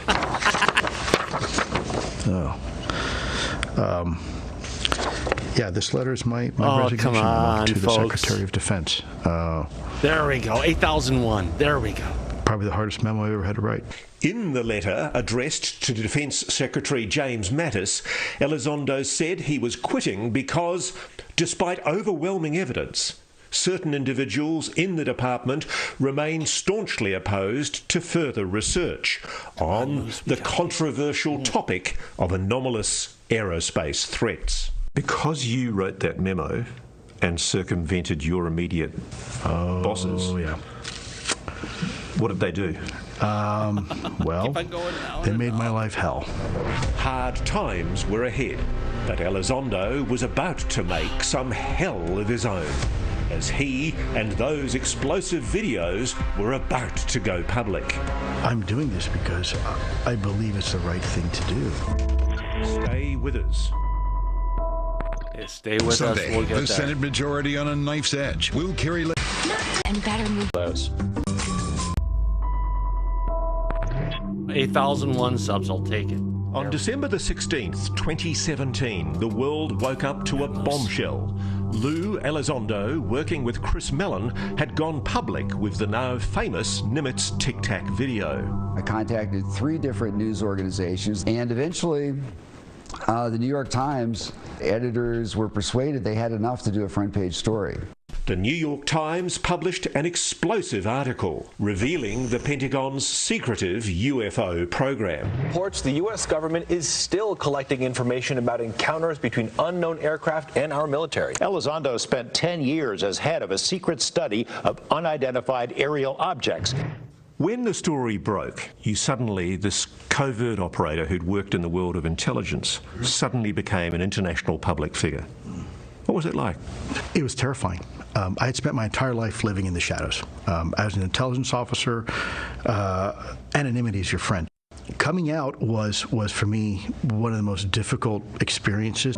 Suddenly, Lue Elizondo's face became synonymous with the UFO question. And now, with his days at the Pentagon behind him, Lue devoted himself to the cause. He took a job with To the Stars Academy, a UFO research and advocacy group founded by rock star Tom DeLonge. Together, they appeared on History Channel's Unidentified, Inside America's UFO Investigation, which garnered him even more fame. Someone even started selling T-shirts with his face, but that attention came at a price. There were a lot of positives, but things also were about to get bad, weren't they? I did not think that our lives would be this turned inside out for this many years. It's exhausting. It's exhausting. You suffered retribution, and in fact the Office of Special Investigations in the Air Force began a criminal investigation against you, didn't they? They did. What happened with that? The initial allegation was that I was responsible for unauthorized disclosure, and then I stole classified videos out of the Pentagon and a whole bunch of stuff. And long story short, the Air Force OSI came back and said, nope, actually we seized the computers, there's no wrongdoing, didn't take anything home, and he never had a conversation about anything classified. Everything's unclassified. Publicly, the Pentagon has also denied Lue's claim that he was the head of ATIP, both in prior public statements and directly to News Nation. You have to look at specifically what Susan Goff has said for the federal government. They basically try to go ahead and create a box and say, no, Lue wasn't inside this box. But that box is so specifically contained and defined that no one could ever fit within inside that box for what Lue had actually put forward for his time and effort towards ATIP. This report, effectively calling him a liar and a fraud. Take ISIS, I'll take Al-Qaeda, whatever. Those don't scare me. Those don't bother me. What bothers me is when people question my loyalty, my intentions of what I'm trying to do. That cuts deep. What do you think yourself of the fact that the Pentagon, as you describe it, has been actively trying to discredit Lue? I think it's shameful. This is how you're repaid.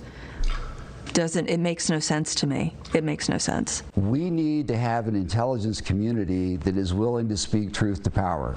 Here comes a guy who does that and clearly is correct. Does he get an award for identifying a huge, major vulnerability in America's air defense like he should?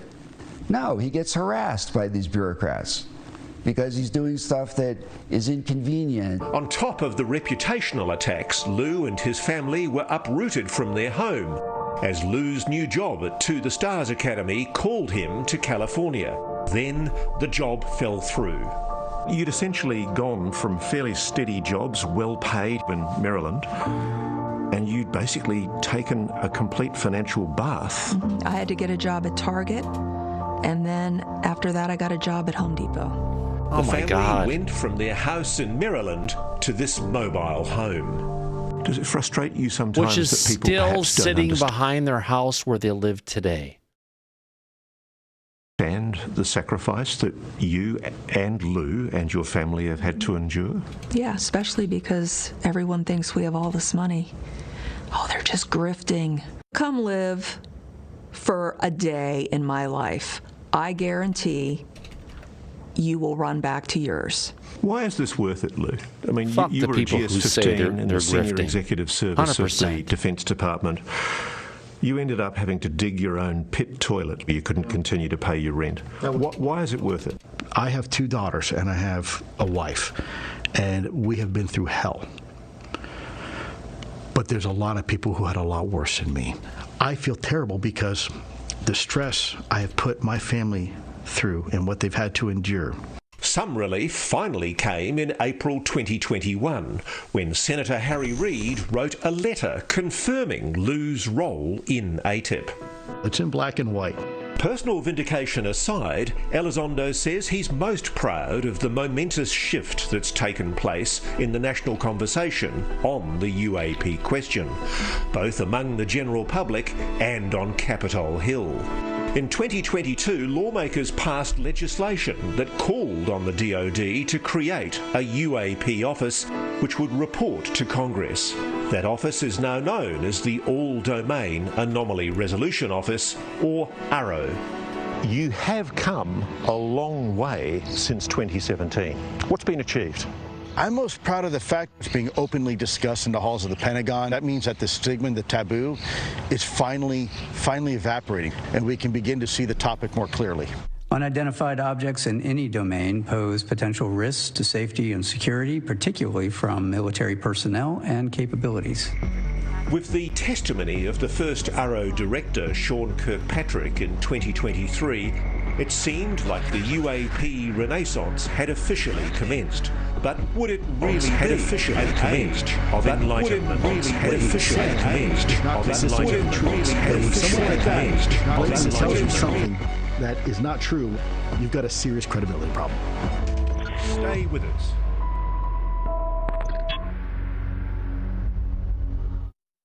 Good morning with Vocalax. Let's jump past this. Here we go. Get past it. Reverse engineering program. Here we go. Back to Grush. 6th of July. We're affirmed that Confessions of a UFO Hunter. Do you solemnly swear or affirm that the testimony you are about to give is the truth, the whole truth, and nothing but the truth? So help you God. On the 26th of July 2023, Navy pilot Ryan Graves, Navy Commander David Fravor, and former Air Force Intelligence Officer David Grush testified at a congressional hearing heard around the world. I was informed in the course of my official duties of a multi-decade UAP crash retrieval and reverse engineering program. How did it feel for you, that moment? It was a very profound and proud moment for me. So you had 3 military personnel testifying on the reality of UAP. Now that's historic. Whistleblower David Grush came on News Nation and made an earth-shattering claim. It felt, for a moment, like the dam was breaking, that full disclosure was about to happen. The American people deserve to know the truth on this. But it didn't work out like that. First, ARROW denied David Grush's claims. Then, like Lue, Grush became the subject of a vicious discrediting campaign, including his own medical history. And they try to discredit him, just like they try to do me, just like they try to do anybody else who comes out and steps out of rank. What's more, ARROW has publicly declared that it has found no evidence to support any claims of a government UAP retrieval program. As for the UAP captured on those famous videos, yes, they remain unidentified. But while the Pentagon says ARROW will follow the data wherever it leads, it says it has not found any credible evidence of extraterrestrial activity. So do you think that people like Sean Kirkpatrick are operating according to a dictated agenda, that they're being told to try and suppress interest in the UAP? What I can tell you is that what he was saying is not consistent with the truth. And when someone like that blatantly tells you something that is not true, you've got a serious credibility problem. Dr. Kirkpatrick told News Nation, "At no time did I provide false information to Congress. In fact, my team provided actual evidence, something that all of the other claimants have failed to do." Why haven't you appeared before Congress yet? There must have been numerous opportunities. Well, sure, but there's only been one public hearing so far. There's going to be more, and it's not up to me, but I can tell you I've been asked, and my response was absolutely, I will testify. Lue's a patriot, isn't he? Yes. What's driving him? He feels that humanity is owed this information. People should know if we are not alone, no government has the right to keep that hidden.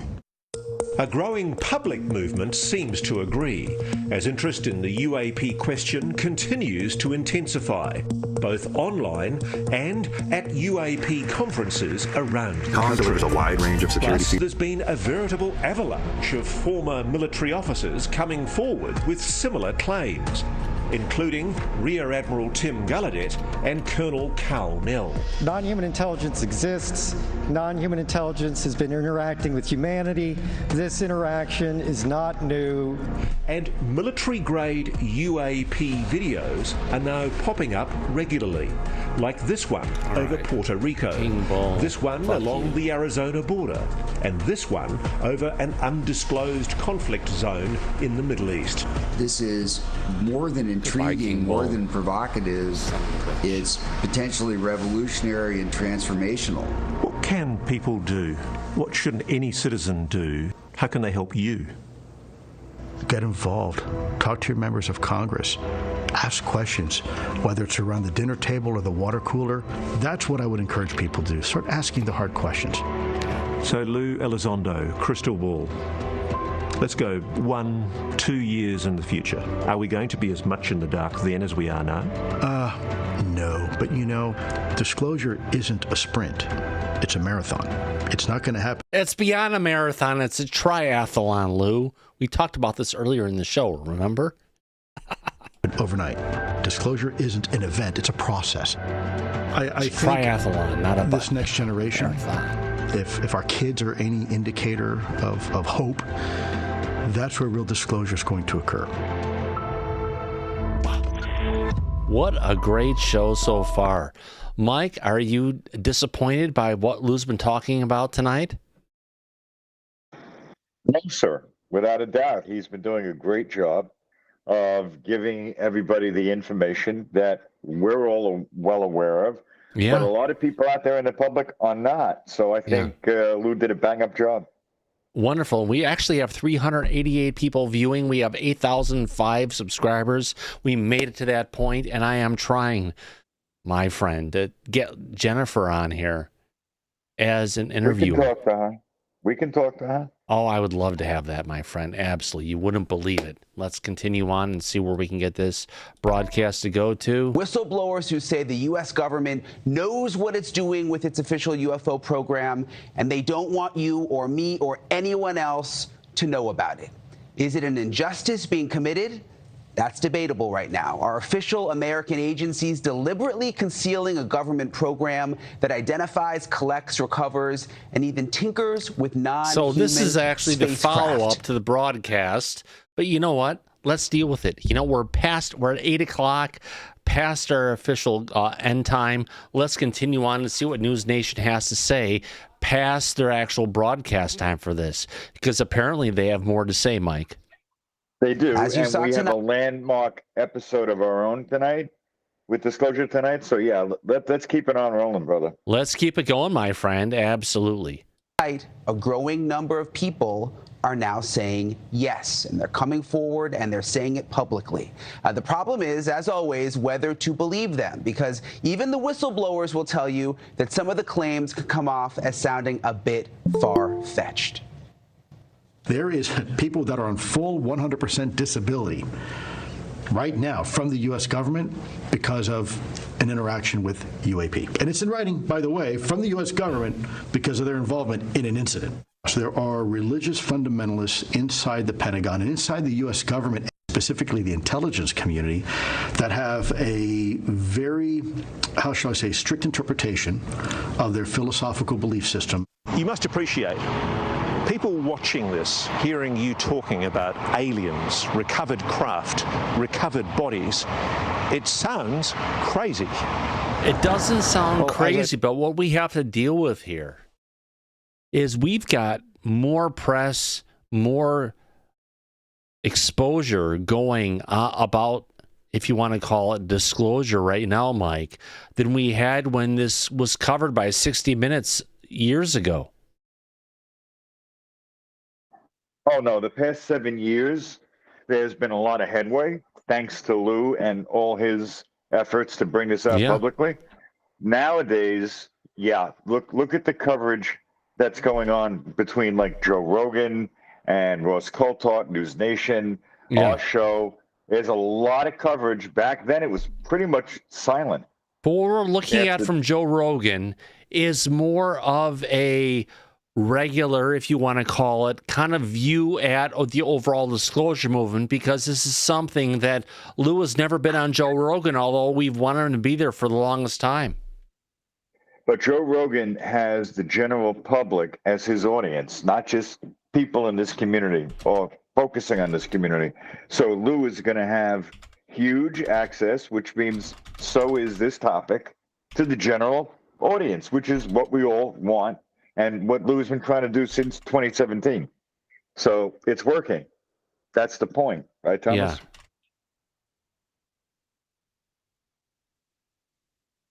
Yeah. Oh.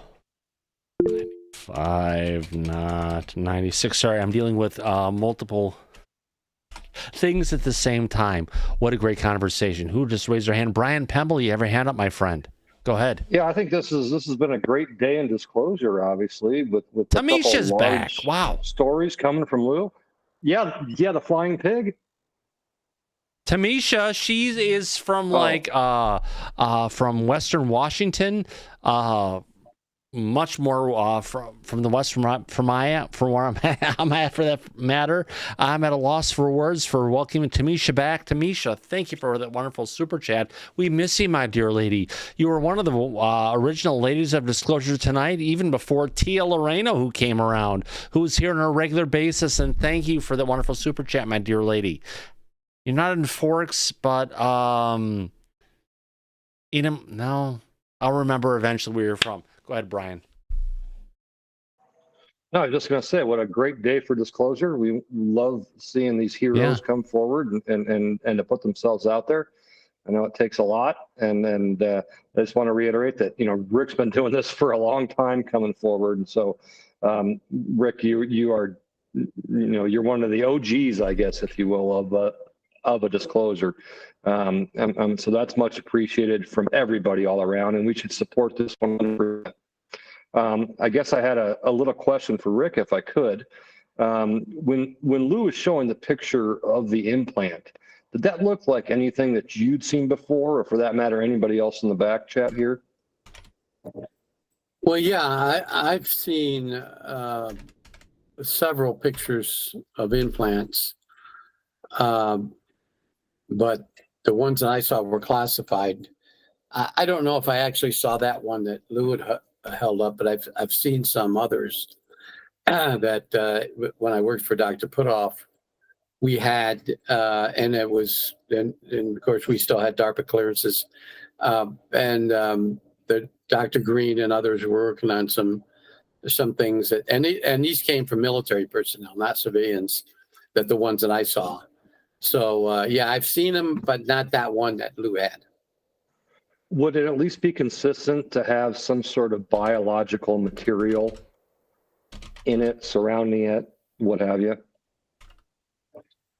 Yeah, I think so. And I think the consensus from the experts that saw, witnessed, and actually held these implants was that they're made of something that, number one, wouldn't be rejected by a human body.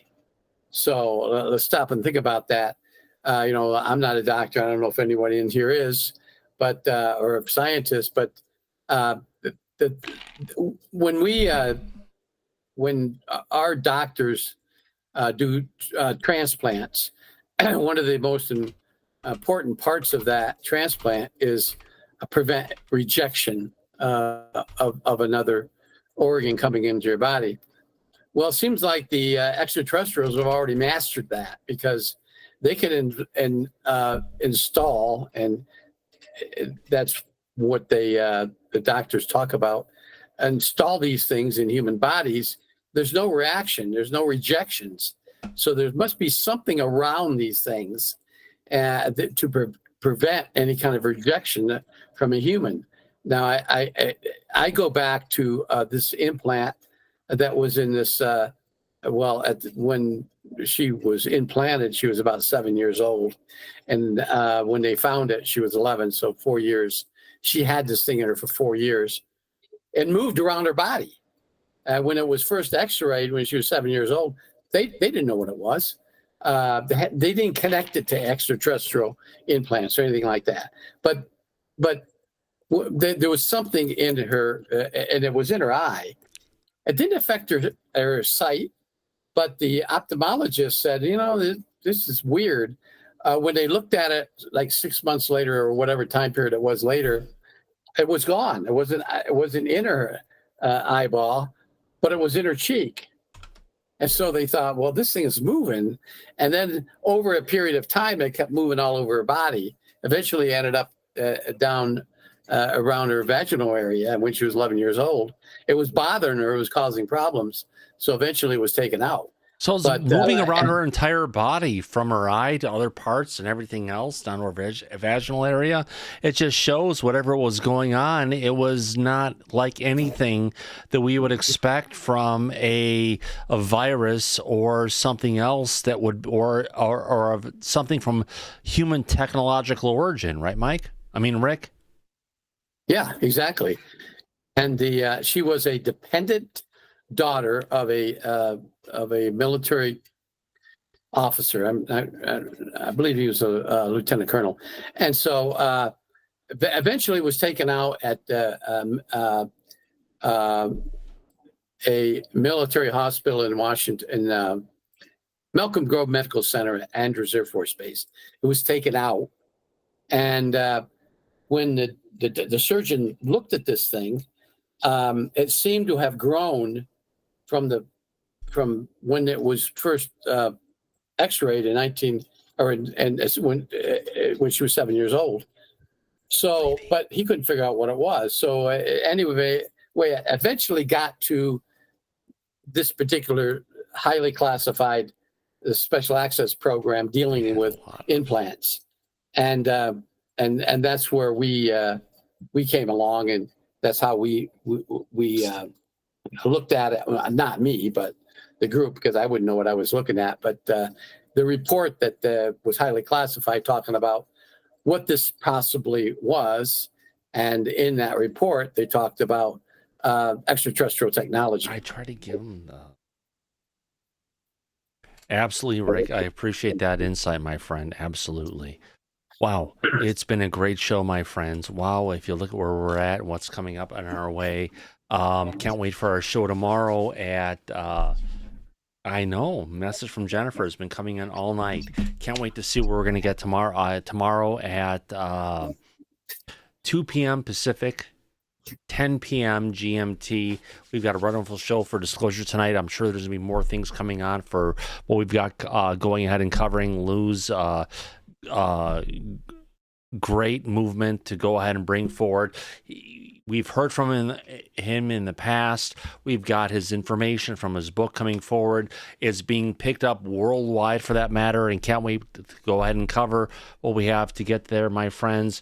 Mike, how you doing, my friend? Excellent. One hell of a show tonight. Yeah, absolutely. It was a great, fun Friday night. Yeah. Really fun. It's one of those zero to hero movements, my friend. Yeah. Yeah, exactly. It's been very busy, a lot of content and interesting information, and there's still more to come, and we have more to cover. Oh, so much more to cover. We're just at the start of this. I want to thank everybody for coming out to this episode of Disclosure tonight. Holy cow, more than likely. I want to go ahead and thank everybody for your wonderful super chats tonight. That would include, what am I talking about? We got Bill Lacey starting it off with $2. Another one from Bill Lacey, Eli McGinnis, Faze Will, Townie 3057, Faze Will again, Farrell 2, and Tamisha Bertrand going ahead and covering up. What a wonderful support for everything we do here at Disclosure tonight. More importantly, I want to thank the people who have been in the back tonight. Who would that be? Let's go ahead and thank Brian Pemble. Thanks for coming out tonight, Brian. Yeah, absolutely. Great show. I kind of have a sneaky feeling things might be heating up here. So you never know where it's going to go. Let's go ahead and thank, where are we at next? Let's get to it. Faze Will, thanks for coming out tonight, my friend. Thomas, can you hear me? We got you, my friend. Absolutely. You've got your book. Same here as well, my friend. Thank you for coming out. Thank you for sharing. You've got the book as well, my friend. Also want to go ahead and thank Mike. Thanks for coming out tonight. Oh, it was fun. I wouldn't have missed it. Great show tonight, Thomas. You better believe it. Wonderful to have you back here again. I know you've got a lot of things going with your family and your vehicles to go ahead and get to that point, but thank you for carving out your time to go ahead and get there. And I also want to thank our dear friend Rick Doty for coming back after Monday to be here again for Friday. Thanks for coming out today, Rick. It's been wonderful having you here, my friend. I wouldn't miss it for anything. It was a great show. Yeah. fantastic information from Lou. Yeah. And I really appreciate that. And it was great. We actually had the opportunity to go ahead and cover this stuff on News Nation from their news broadcast. It's a wonderful opportunity to go ahead and bring that truth out to everybody, my friends. And as we usually say here at Disclosure tonight, and to all of our friends, eyes open, no fear, and be safe, everyone. But go back to Party City where you belong. Absolutely. We're catching the flip side. And everybody, we'll love you. We'll all come back now here. Bye-bye. Take care.